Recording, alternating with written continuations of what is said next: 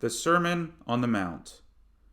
Patricia Highsmith once said something in an interview to the effect of, I have to paraphrase because, for the life of me, I can't find the exact quote. All of the suffering in the world originates from a lack of communication and understanding.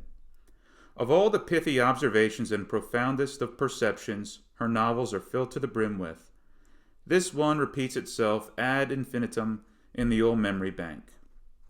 I find its application every day, in every way imaginable, in just about every human interaction I have. Not quite the complete absence of communication and understanding, but just this side of total bankruptcy. The very moment you let on you might just be a thoughtful human being with a point of view, you can feel the animal hostility bristling in people. How dare you think critically about the world at large? Just who do you think you are? I couldn't even snap my fingers in the time it takes for that knee-jerk reaction of complete dismissal and/or the discrediting out of hand of anything, and I mean anything, one could possibly say that strays from convention and the status quo. It's a purely lizard brain reflexive response. I look in their eyes and see nothing. Absolutely nothing is churning behind the eyes but the animal instinct to defend the fortress of their ignorance. The sheer act of honest intellectual curiosity, of wanting to understand the mystery of existence, and making what are only natural subsequent inquiries, is a revolutionary act. And we, the royal, the editorial we, don't need to state what happens when revolutions see their full flowering in the physically manifesting world. It's a cold war of sorts acted out every day with other individuals. You can't fault them. It's who they are. It's all they're capable of. They are acting out their natures just like you and I. The tedium of this daily exercise doesn't lessen the sting to the soul. Their name is Legion and they are insufferable. Practically insensate, for all intents and purposes, yes. I question the existence of their souls. Are they real? Is this really happening? You can hardly attribute this to the Trump effect, even though that has brought it into greater focus. I'm not asking them to agree with me, let alone demand they agree with me. Come on, let's not be silly. With every step and breath I have taken in my life, all I have wanted from this life is to know and understand just what the hell is going on here. I have expressed this in so many words and in my bearing to others every step of the way. And on the rarest of occasions where one experiences a measure of communication and understanding with another person, serving to illustrate the exception that proves the rule, it brings all this into even greater focus. Why is this? Everyone, all people, have the need to connect with something, preferably and in most cases another human being. This need to connect is a basic human need.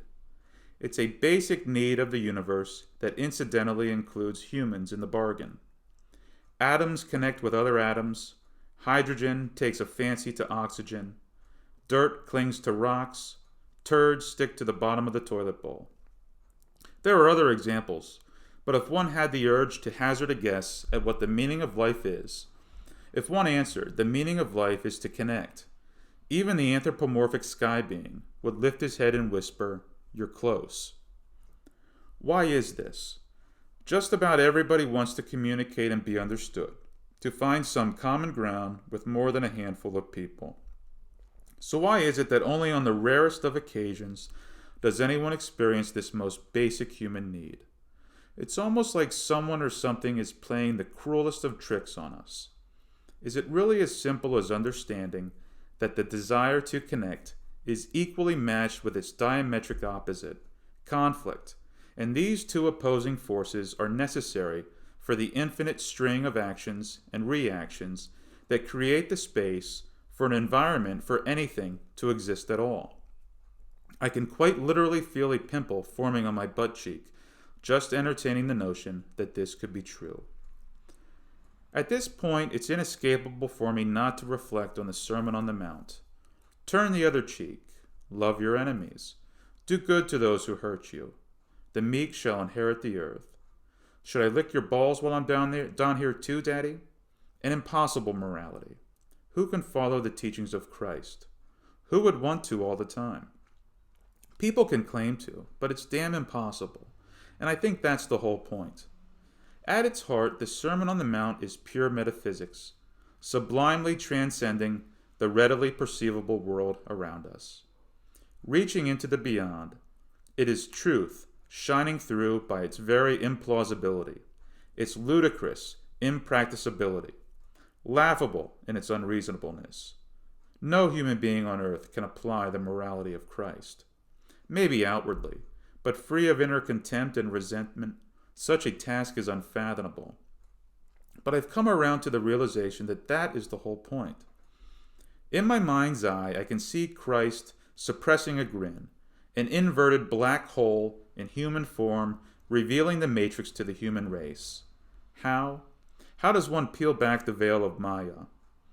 Give them the most impossibly unrealistic morality imaginable, something that can only be penetrated with the Spirit, with the Holy Spirit, something that completely transcends this vulgar, three-dimensional plane of existence and is so exquisitely expressed in its poetical sensibility that its interstitial message can only be understood with the requisite union of mind, heart, and spirit, comprehending and understanding as one. And what is that interstitial message? To love. To love unconditionally, with no qualifiers, with no balancing of the scales, with no reciprocal understanding. Understanding?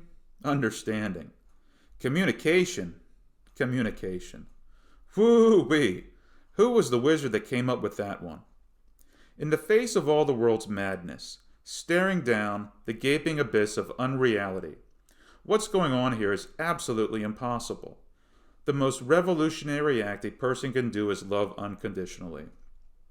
Ultimately, it is the only act that will bring down the virtual reality, simulation game, matrix, Yahoo cosmic flea circus. I think this is what Jesus Christ was alluding to.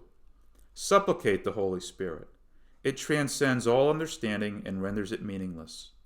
It renders the desire for understanding meaningless. It is pure love. Jesus Christ was alluding to this as well. June 2019.